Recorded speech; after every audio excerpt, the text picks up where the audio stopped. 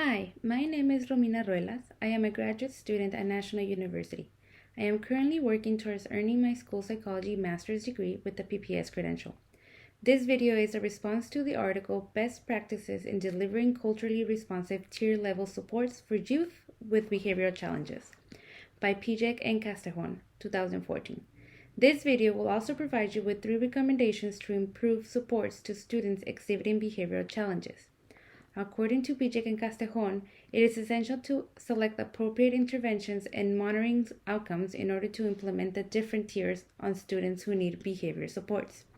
For example, Tier 1 consists of creating culturally responsive school environments by implementing culturally responsive universal programming, screening behavior and monitoring outcomes, and culturally responsive problem solving.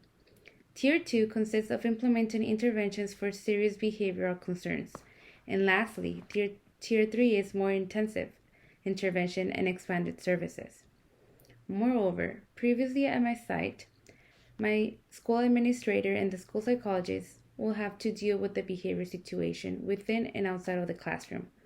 With the reopening of schools after COVID, we notice a major increase in students' behaviors, negatively affecting them academically, emotionally, and socially. Therefore, school administrators and teachers and the school psychologists gather in a meeting to come up with a plan to support all those students in need. The team decided to hire a multi-tier system of supports coordinator, also known as an MTSS coordinator. Some MTSS strategies include comprehensively screening all students early in the school year to identify warning signs of problematic behavior, monitoring the progress of identified students to ensure interventions are working, implementing a multi-tier prevention system school-wide. Some of her responsibilities are providing training, consultation, and supports to administrators, teachers, and school-based leader teams to facilitate implementation of a multi-tier system of supports. Assistance and activities include observations and feedback, modeling, interpreting data, and other supportive assistance necessary to implement the MTSS. She monitors the fidelity of implementation of MTSS at the school level, including both academic and behavior support systems. She also monitors progress to ensure compliance and adherence to district procedures, state guidelines, and federal regulations. She coordinates MTSS staff development activities for school-based and district personnel. Therefore, my first recommendation is to encourage your site administrators to hire an MTSS coordinator. MTSS has a much broader scope than RTI, as it addresses academic and social-emotional areas, including behavior and other topics such as attendance. Another recommendation I will also provide is hiring a counselor. Although as school psychologists we provide individual and group counseling, it is good to have extra support. Recently, at my school site, we hired a counselor that works hand by hand with the MTSS coordinator, the school psychologist, and myself, the school psychologist intern. Our new counselor is in charge of individual and group counseling for students with and without IEPs.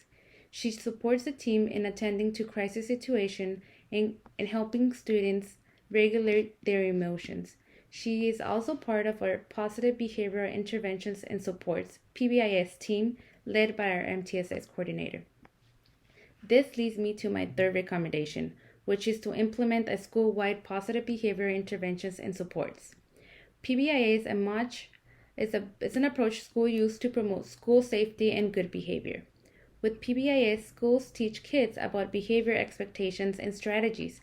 The main focus of PBIS is prevention, not punishment. Currently, at my site, we have been working in addressing and mastering Tier 1, which is to effectively teach appropriate behavior to all children.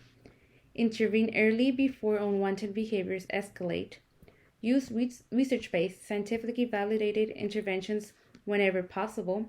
Monitor students' progress. Use data to make decisions. During our first PBIS meeting, the main issue revolved around implementing a school-wide reward system. Therefore, students earn tickets that they can save to purchase items like toys or fidgets during our Friday store. We are also currently enforcing positive and expected behaviors throughout the different school areas, much like appropriate ways to behave in the hallways, assemblies, cafeteria, lunch tables, playground, and blacktop. I hope you have enjoyed my video and that some of my recommendations are helpful to you. Thank you.